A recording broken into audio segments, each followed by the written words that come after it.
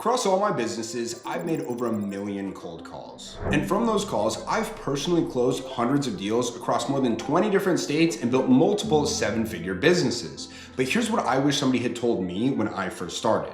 There is such a thing as the best cold calling opener, and all the data I've collected backs it up. And trust me, I used to be one of those people who would dial a lead, stumble through some script I found online, and hear click before I even finished my sentence. So I started tracking everything. We tested dozens of different openers across hundreds of thousands of calls and measured which ones actually got people to stay on the line. And what I found is most of the openers that everybody teaches are actually going to tank your conversion rate. So in this video, I'm breaking down the most common cold call openers I see people using, why each one fails, and then the exact opener I've used to close hundreds of deals across 20 plus different states. And look, it doesn't matter if you're in real estate, you're running an agency, or any other business that relies on cold calling. Cold calling is cold calling, and it's always gonna work. But if you're struggling to make calls, you're struggling to book appointments, this is gonna change everything. So let's get into it. All right, the first one is the fake referral. This is where you pretend a neighbor or somebody you know told you to call. You act like you got referred when you didn't. Now, people think this works because it sounds warm, but here's why I would never recommend using it. The second they ask which neighbor, you're f***ed. They know you're full of it, and that lead is burned forever, but it gets worse. Even if they don't ask right away, you start an entire relationship on a lie. And here's the thing most people don't think about. If the deal actually moves forward, they're gonna wanna talk to that referral. They're gonna wanna verify. And when they can't, all that trust you've built completely disappears. I've literally seen people lose deals worth tens of thousands of dollars because of things like these. Because the seller went back to check on the referral and realized the whole thing was made up. So please don't use that opener, like, ever.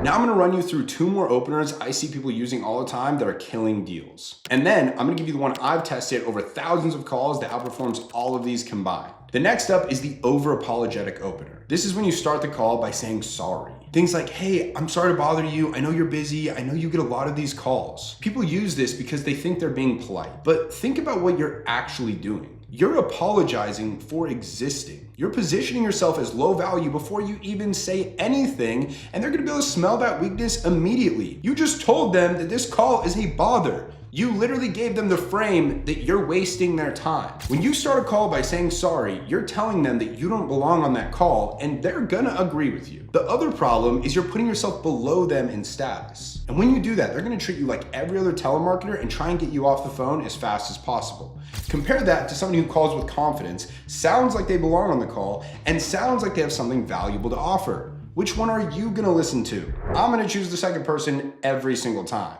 The third one is leading with the problem. And this is where you open by mentioning their situation, right? You talk about the divorce, the tax lien, inheritance, foreclosure, whatever you pulled from a list. Now here's the thing, using data isn't the problem. Actually having information about somebody can build trust because it shows that you're not blasting 1,000 random people. The problem is when you lead with their pain instead of your value. So you hear that you're going through a divorce, or I see you have a tax lien, you might be interested in selling. You're basically saying, I know you might be desperate, and that's gonna immediately put people on the defensive. They're gonna be guarded. Instead of opening a conversation, you've now just made them want to protect themselves. By now, you can probably see the pattern. These openers either start the relationship on a lie that falls apart later, you kill your status by over-apologizing, or you put sellers on the defensive before you can offer any value. And they all trigger that same not interested response. So let me share with you the opener that changed everything for me. This is the one I use every single time, the one that's helped me book thousands of appointments and close deals across 20 plus different states, making me millions of dollars. And I'm gonna break it down piece by piece so you understand exactly what it is and why it works.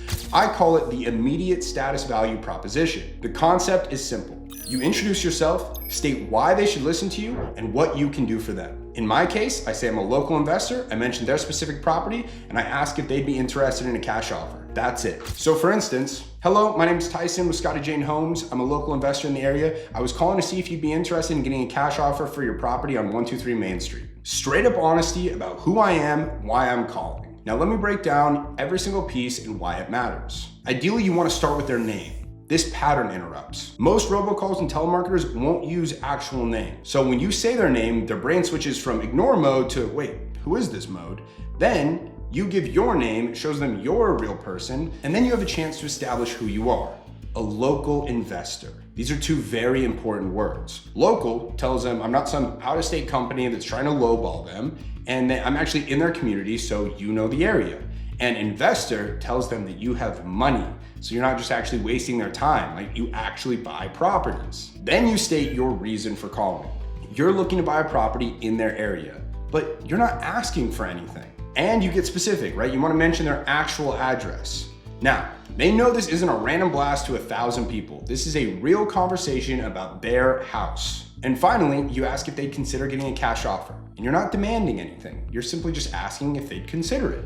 Now, here's why this opener beats everything else. First, while every other opener asks for something, you're leading with value. Second, it's honest. You're not pretending you know something you don't. You're just telling them exactly who you are, why you're calling. And in a world where everybody's running some angle, being straight up makes you stand out. Third, it qualifies fast. If somebody isn't interested, they're gonna tell you right then and there, and you can move on and go to the next call, instead of spending 15 minutes building rapport with somebody who's never gonna sell to you in the first place. Fourth, it positions you correctly as a buyer with money looking for a property.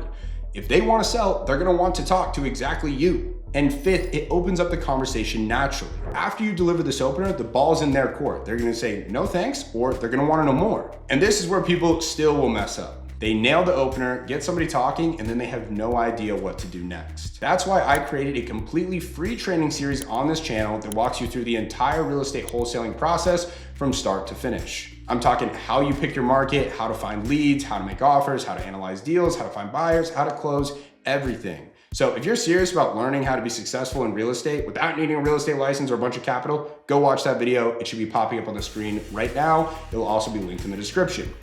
And if you have any questions about any of this, drop them in the comments below because I actually read them and I want to help you out. So if this video helped you, hit the subscribe button, drop it a like so more people can find it, and I'll see you guys on the next one.